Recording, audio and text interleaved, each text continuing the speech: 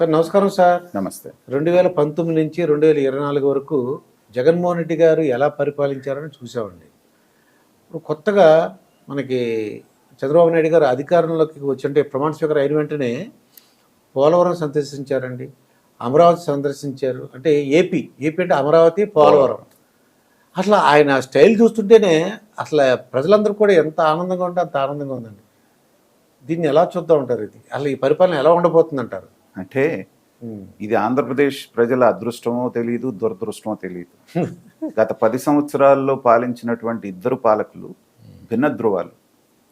ఒక ఆయనేమో వర్క్ హాలిక్, ఎప్పుడు ఇంటి పట్టున ఉండడు, 18 గంటలు పనిచేస్తాడు. ఒక ఆయన ఏది వయసులో 70 సంవత్సరాలు దాటినటువంటి వ్యక్తి. 40లో ఉన్నటువంటి వ్యక్తి ఏమో ఇల్లు దాటి బయటికి రాడు. సచివాలయం సెట్టింగ్ కూడా ఇంట్లోనే వేసుకొని, సమీక్షలన్నీ ఇంట్లోనే పెట్టుకొని, అడపాదడపా బటన్ నొక్కడానికి మాత్రమే బయటకు వచ్చేటువంటి వ్యక్తి ఒక. ఈ రెండు భిన్నమైనటువంటి పరిపాలనలు మనం చూసాం. అయితే కామన్ మ్యాన్గా, అంటే న్యూట్రల్ అబ్జర్వర్స్గా మనలాంటి వాళ్ళని తీసుకుంటే 14 నుంచి 19 వరకు ఏం జరిగింది, 19 నుంచి 24 వరకు ఏం జరిగింది, ఏది మంచి గవర్నమెంట్ అనడానికి, అన్నం ఉడికిందో లేదో చెప్పడానికి అన్నం అంతా పట్టుకోకుండా 2 మెతుకులు పట్టుకున్నట్టుగా ఇందాక మీరు అన్నట్టు ఏపీ, అమరావతి, పోలవరం 2014 నుంచి 19 వరకు అమరావతి అనేటువంటిది ప్రపంచ స్థాయి వాళ్ళ ఆసక్తినంతా ఆకర్షించింది. ఒక ప్రపంచ స్థాయి నగరం ఇక్కడ నిర్మాణం జరగబోతోందని విజయవాడలో కనుక మీకు పరిచయం ఉంటే, ఆ కాలంలో ఒక్క హోటల్లో రూమ్ దొరకాలి అంటే గగనం అయ్యేది. ఫారిన్ డెలిగేట్స్ ఇంకొకళ్ళు ఏదో ఒకటి వైబ్రెంట్గా ఉండేది. ఇన్వెస్ట్మెంట్స్ వస్తున్నాయి, ఇండస్ట్రీస్ వస్తున్నాయి, వాళ్ళు వచ్చారు వీళ్ళు వచ్చారు. అమరావతి పరిస్థితి అలాగే. గత దశాబ్దాలుగా 10 నుంచి 15% కూడా పూర్తిగానటువంటి పోలవరం పరుగులెత్తింది. దాదాపు 72% పని పూర్తయి ఇంకొక సంవత్సరం రోజులు అదే గవర్నమెంట్ ఉంటే ఈ పాటికి నీళ్లు వస్తూ ఉండే. రాయలసీమ దగ్గర నుంచి మనకందరికీ కరువు అనేది లేకుండా పోయేది. ఇది ఆ ప్రభుత్వం పనితీరు. ఈ 2 ప్రాజెక్టులు, ఎందుకంటే ఈ రెండు కళ్ళ లాంటివి ఆంధ్ర రాష్ట్రానికి. ఇదే 2019-24 మధ్యలో వీటి పరిస్థితి ఏమైంది అంటే, అమరావతి గుండు సున్నా అయిపోయింది. బొత్స సత్యనారాయణ గారు అన్నట్టుగా దాన్ని శ్మశానం చేసేసారు. వేసిన రోడ్లు దోవుకుపోయారు, కంకర దోవుకుపోయారు, ఇసుక అంటే రాజధానిలో దొంగలు పడ్డారు ఒక మాటలో చెప్పాలంటే. అది తుప్పలు మొలిసిపోయి, బూజు పట్టిపోయి 90% 80% పూర్తయిన బిల్డింగులు కూడా, 15-20 అంతస్తుల బిల్డింగులు కూడా పాడు పెట్టేశారు. అడవిలాగా తయారైందట. అడవిలాగా. రెండోది పోలవరం. ఏ రోజైతే 72% పూర్తయిందో అక్కడి నుంచి కనీసం 2% ముందుకు వెళ్ళలేదు. అది అసలు అద్భుతమైనటువంటి ఇద్దరు ఇరిగేషన్ మినిస్టర్ని మనం చూసాం ఈ కాలంలో. అసలు కుమార్ యాదవ్ కూడా, రాంబాబు అండి. అసలు ఆంధ్ర రాష్ట్ర చరిత్రలోనే అలాంటి నీటిపారుదల శాఖ మంత్రులు మనం చూసుండం. మీరు నీటిపారుదల, నోటిపారుదల, అది ఇద్దరు కూడా అది ప్రజలు పెట్టిన పేరు. ఎందుకంటే నీటిపారుదల కంటే వాళ్ళు పారుదలకి ఎక్కువ ప్రాధాన్యత ఇచ్చారు కాబట్టి. ఇద్దరు సభలో ఛాలెంజ్లు చేస్తా, పర్సంటేజ్ బుల్లెట్ దిగిందా లేదా అనేవాడు ఒక ఆయన. అసలు క్యూసెక్ అంటే ఏంటి, టీఎంసీ అంటే ఏంటి, అసలు దాంతో నాకు పని ఏంటి, నేను మినిస్టర్ని, నాకు తెలుసుకోవాల్సిన అవసరం ఉందని మాట్లాడినటువంటి ఆయన ఇంకొక ఆయన. వీళ్ళిద్దరు టర్మ్లో 99% చంద్రబాబు నాయుడిని, తెలుగుదేశాన్ని తిట్టడానికి పనికొచ్చారే కానీ ఏనాడు పోయి సమీక్ష చేసింది. చంద్రబాబు నాయుడు గారి టైంలో ప్రతి సోమవారం పోలవరంకి టైం కేటాయించి 30 సార్లు విజిట్ చేశాడు ఆయన.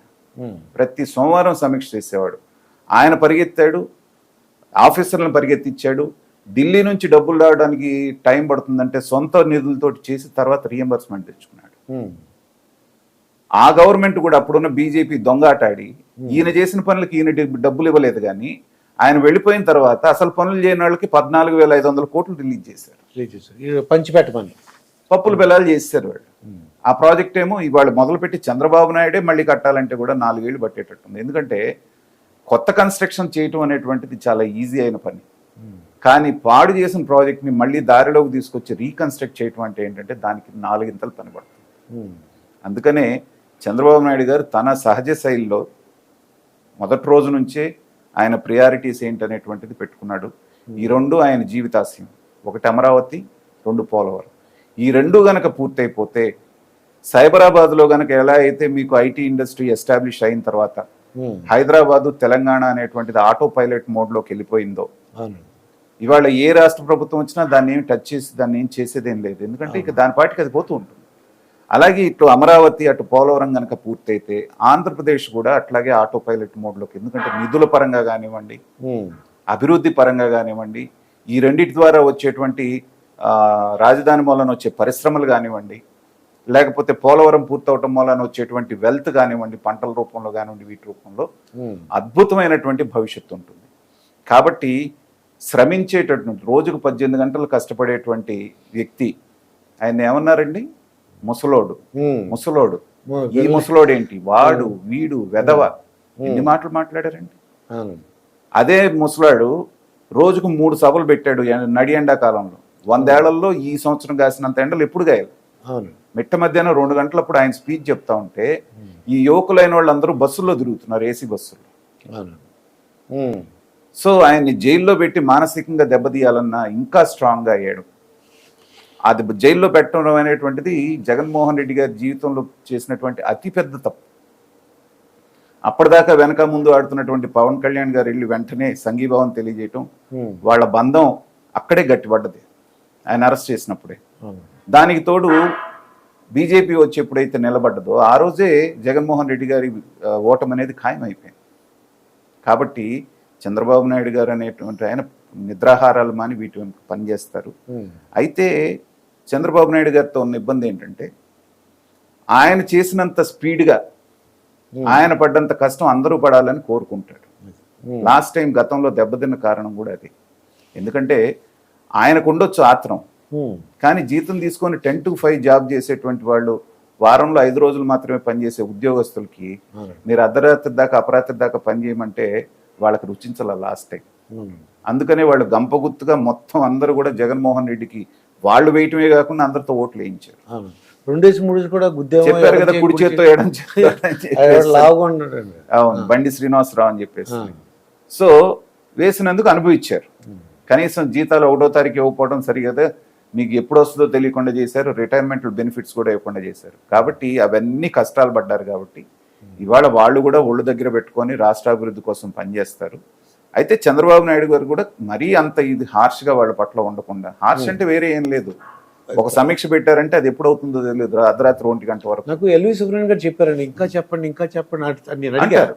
ఎల్వి సుబ్రహ్మణ్యం గారిని అడిగితే జగన్మోహన్ రెడ్డి గారు అన్న అయిపోయింది వదిలేసే అంతే, ఈయన ఇంకా చెప్పండి ఇంకా చెప్పండి. పర్ఫెక్షనిస్ట్ అంటే ఇంకేమన్నా మంచి ఐడియా వస్తుందా, ఇంకేమన్నా దాన్ని ఇచ్చేయడానికి అవకాశం ఆలోచన ఇంకా అనేవారంట.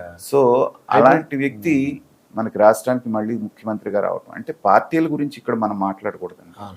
ఈ తెలుగుదేశమా లేకపోతే వైఎస్ఆర్సీపీనా, వైఎస్ఆర్సీపీనే ఈ 2 పనులు చేసి రెండింటిని పూర్తి చేస్తే మనమే చేయకొట్టేవాళ్ళం. 30 సంవత్సరాలు పోషిద్దాం అండి. చంద్రబాబు నాయుడు గారిని మర్చిపోయాడు, చేశారులే 3 సంవత్సరాలు వయసు అయిపోయింది, పెద్ద ఆయన ఇంకా ఆయన రెస్ట్ తీసుకుంటాడులే అని ప్రజలు కూడా మర్చిపోయేవాళ్ళు.